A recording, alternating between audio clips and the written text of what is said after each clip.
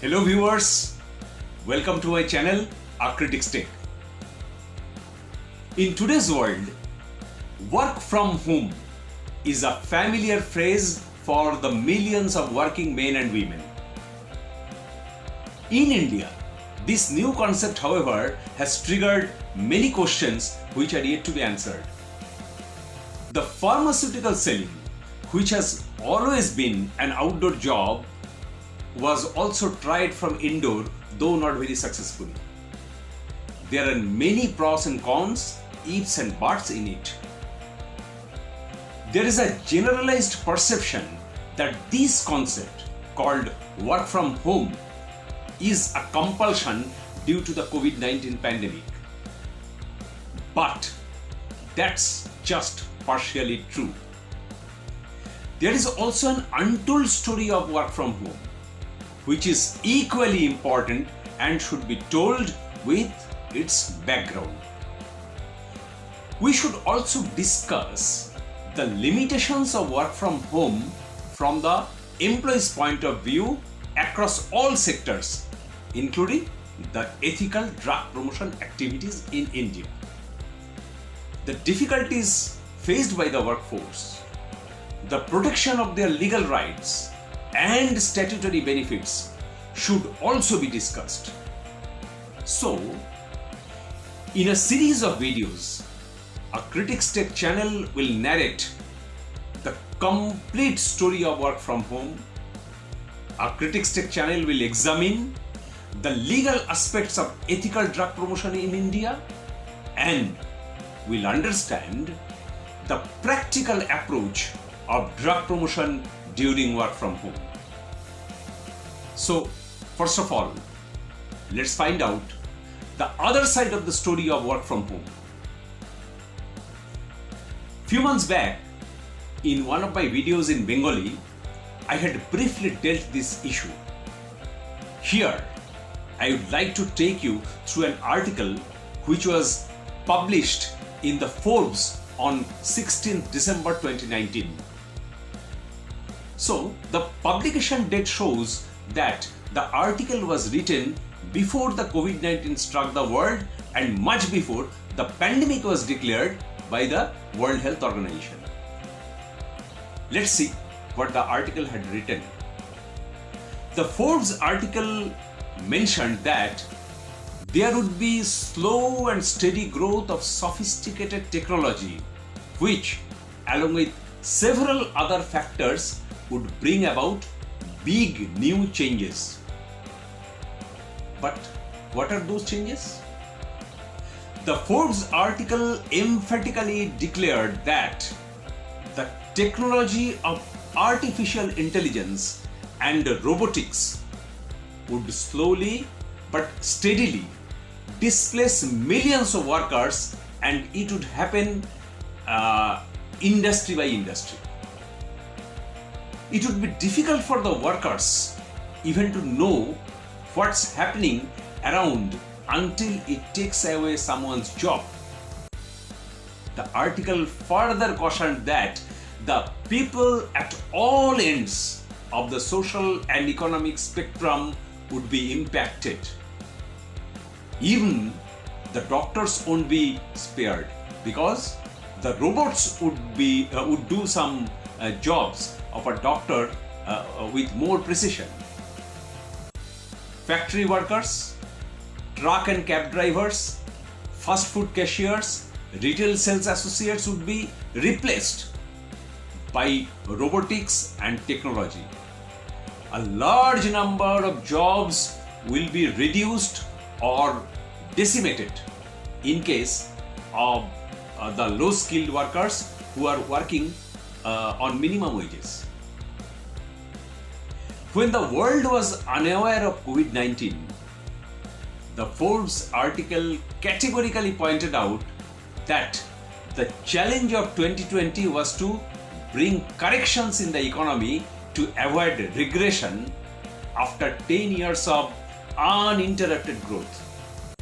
But what were these corrections actually intended to bring? The Forbes article wanted us to know that these corrections usually bring back the economy and job markets to lower levels. The article mentioned when this happens, this means the corrections in the economy. So when this correction happens, companies will lay off thousands of workers to cut costs and stay competitive. Just try to understand. Many companies will try to get ahead of the curve and therefore shall preemptively downsize workers. The message was very, very clear. In the era of neoliberal globalization, job loss is obvious for sustaining the profit of the private capital. And this is a cyclic process. Capitalists do not hesitate to push the economy even to a lower level if that brings profit for them.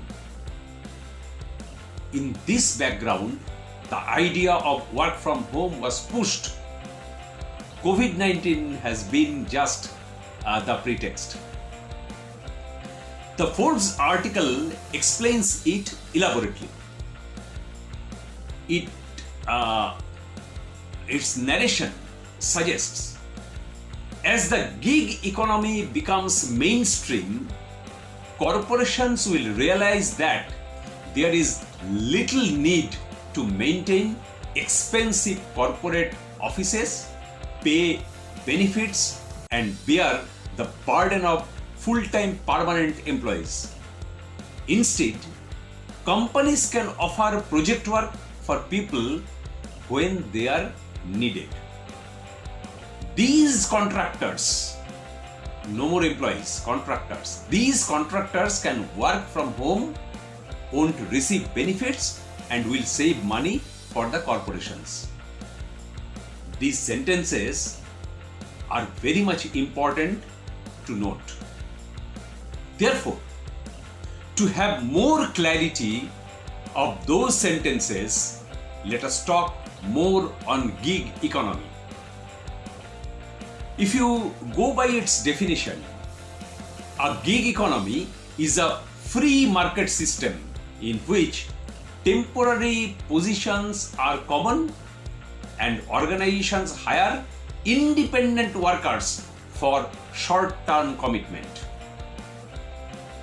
The term gig actually is a slang word for a job that lasts for a specified period of time. It is typically used by musicians. For the working people, gig employees include freelancers, independent contractors, project-based workers, and temporary or part-time hires. So, there is no place for a permanent job in the gig economy. An article from whatis.com informs that the trend towards a gig economy has begun. The Intuit report of 2020 has predicted that by this year, 40% of the American workers would become independent contractors. So, work from home is not just a compulsion of COVID-19. It's a deliberate design to reduce the permanent employment under the veil of many flowery words like freelancers, independent workers, etc., etc. 2 years before the COVID-19 pandemic, that is in 2018, the word.co.uk explained what the gig economy is and why is it so controversial. The companies, those who argue in favor of the gig economy, actually bring the issue of flexibility to work whenever you like. But what is our experience during the lockdown days. I have had the opportunity to talk to many employees, those who work from home. All of them unequivocally expressed their dissatisfaction over work from home. All of them have shared similar experience that non-scheduled working hours actually led them to work for more time, and the working people were pressurized to work more, and there was very little or practically no flexibility in their working schedule. The Wired.com article has also a mention of that. In fact, work from home is not just work from home. Actually, it is work from anywhere. As said by Ramakumar Ramamurthy, the chairman and managing director of Cognizant India.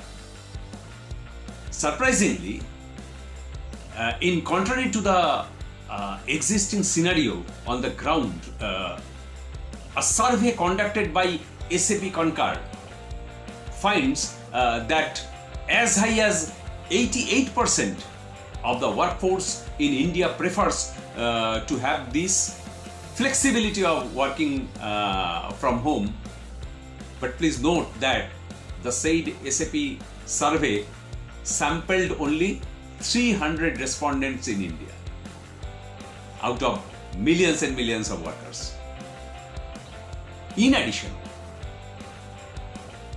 to this excess work pressure and long and hectic work schedule, the gig workers are also not paid the benefits such as holidays, sick leave, etc. And some are even deprived of minimum wages. Gig workers are not seen or treated as employees but contractors. So they are kept out of the purview of legal rights and statutory benefits. Here I would like to put a word of caution. Many Indian companies, as several reports suggests, many Indian companies are in the process to frame a long-term policy of work from home for half of their employees. 50% workforce in India might work from home permanently during post-COVID. And this is as reported by IndiaWire.com. Besides legal and statutory benefits, there are also many socio-economic issues involved in it. For example, the internet connectivity is heavily differentiated in rural and urban areas. In domestic front, women who are more responsible for domestic work usually might get hard pressed to combine their workplace responsibilities with domestic work. There are many more such issues which are needed to be addressed immediately, and they need immediate corrections. If you wish to work at an office, from an office, as an employee, with all legal and statutory benefits, please share this video with others. Very soon, we will be back with our next episode of the series. Thank you.